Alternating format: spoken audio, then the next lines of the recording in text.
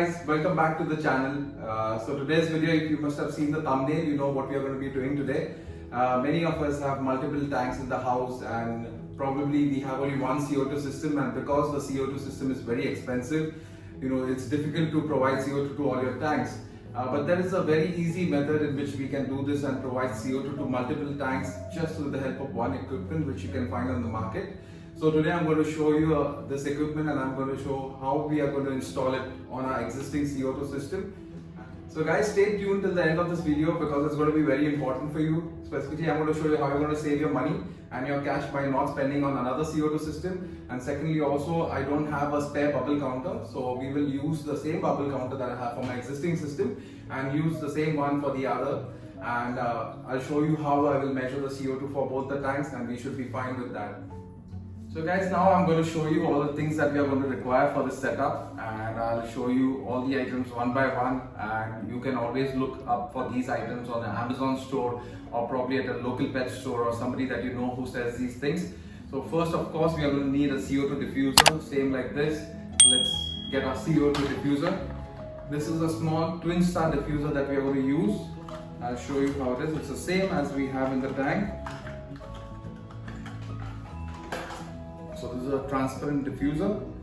It's similar to this one which is inside. So we will use this diffuser for the next setup as well. And the next item we are going to require is some air hose. This is not your regular air pump hose, guys. This is a special hose for the CO2. Make sure you get this because the normal air pump hose is very soft and it will usually come off the CO2. And the next thing that we are going to require is a non-return valve. So this is a non-return valve. We have one on this tank as well over here. So we will use this non-return valve. The function of this is to make sure that the water from the tank will not go backwards to our cylinder. It can be dangerous. And the last thing, of course, the star of the show, we have the CO2 splitter.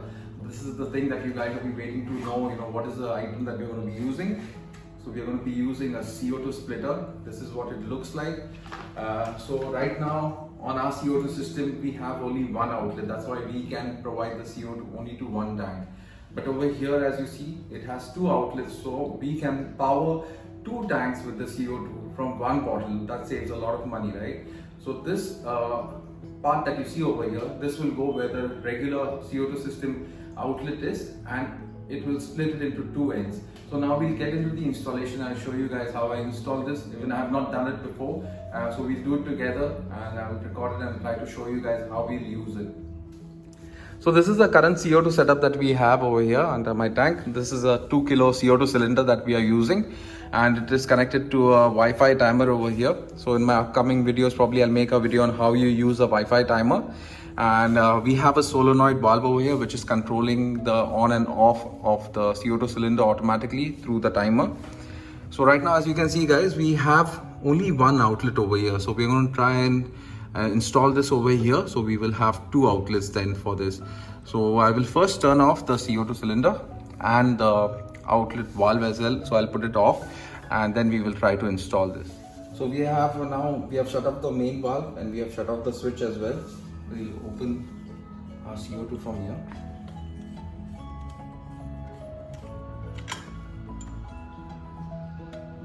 So this is out. So as you can see over here, now this is open, but we cannot attach this over here. It's difficult. So usually with a CO2 splitter, you guys should get an extension like this. So check for this. If you don't have it, then probably you'll have to buy it separately. I'm just going to clip this extension over here that will raise the height. Once this is clipped in, try to make it hand tight, and then on top of it we are just simply going to slide the CO2 splitter on.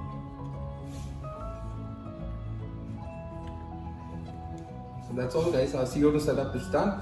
The splitters are both on, and we are going to make sure we open this valve completely. This is a needle valve which we use to adjust the bubbles. So this has very minute adjustments that are made on this. So make sure you open it completely so that as much gas as possible passes through this line over here, because on top you anyways have two individual ones on both the sides for them. So you don't need to adjust it over here. Just keep this fully open so you have sufficient pressure to go up on both sides.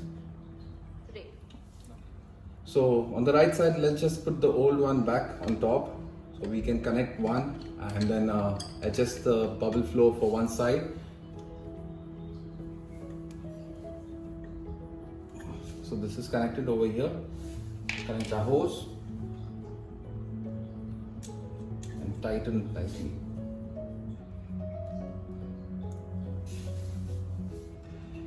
So now we have fixed this on top of it. So we'll slowly start opening the valve. The solenoid valve is on and we have opened the main valve as well. So we will just adjust this slowly over here to get it to around 2 bubbles per second.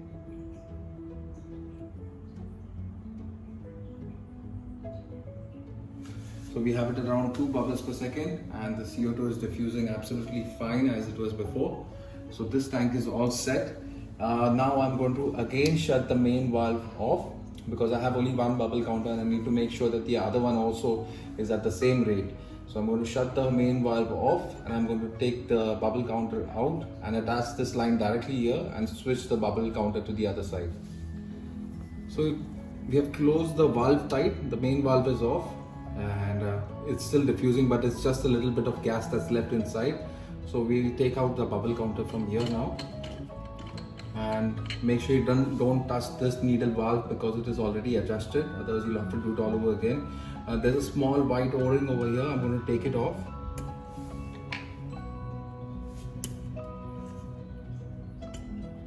So the white o-ring is off, and the reason I'm doing it because we are going to directly attach the hose pipe over here. So the hose pipe needs to have sufficient area to catch, and we will just tighten this properly. So our CO2 supply to this tank has been done properly, and now we will attach the bubble counter over here. So we'll take out this and we'll just hook it on top of this over here.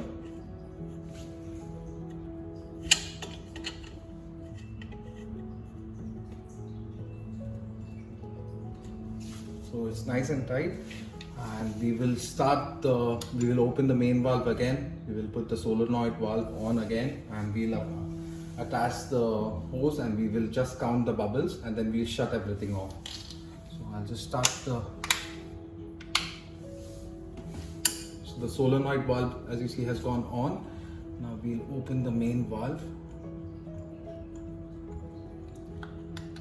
So pressure, you can see the pressure over here, and in some time this side should start diffusing, and meanwhile we will also open the other side.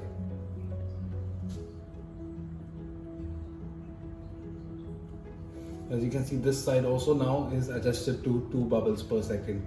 So we are all done. We have 2 bubbles per second on both the sides. As you can see on top over here, it has started to diffuse and it's almost at the same rate that it was before. So that should be doing fine over there now. And now what we'll do next is we'll attach the air hose over here. We'll take it from behind the tank and then we'll attach the diffuser in the other tank. For now, I'll put the system off. I'll again close the valve. Close the valve first, and then put off the solenoid valve.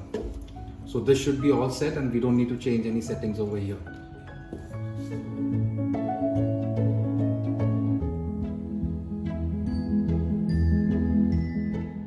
So guys, as you must have seen from the small time lapse that we put, I have connected the air hose and I have connected it to the diffuser over here in the other tank. So now we are going to go ahead. I will open the main valve on the CO2 cylinder over here, and we'll switch on the solenoid valve. So the solenoid valve is on again. I'll open the main valve, and as you can see, it has already started diffusing. We have 2 bubbles over here, and this one has already been adjusted to 2 bubbles. When you're doing this, guys, it is risky sometimes because we don't have a bubble counter to check. Make sure you don't touch it and you should be fine. If you have extra cash, get another bubble counter. If you want to save money, do it this way. So here you can see we have CO2 diffusing perfectly. You can see our plants over here, how they have been pearling. So we have so much of pearling on the plants, even on the moss and the other plants.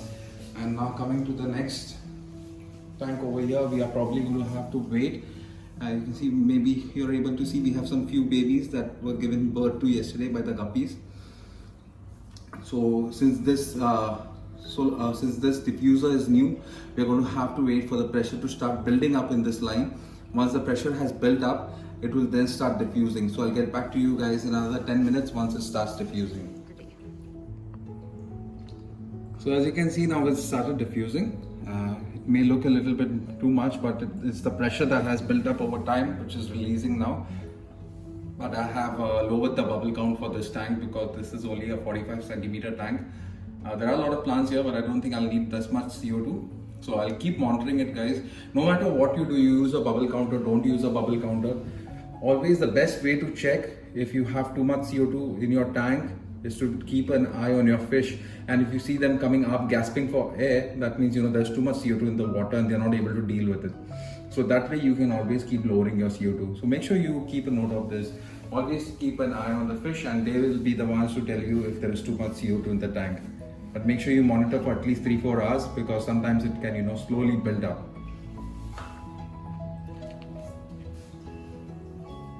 So guys, that's all for today's video. As you can see, we have now the CO2 split it in both the tanks. If you enjoyed watching this video, please make sure you give us a like.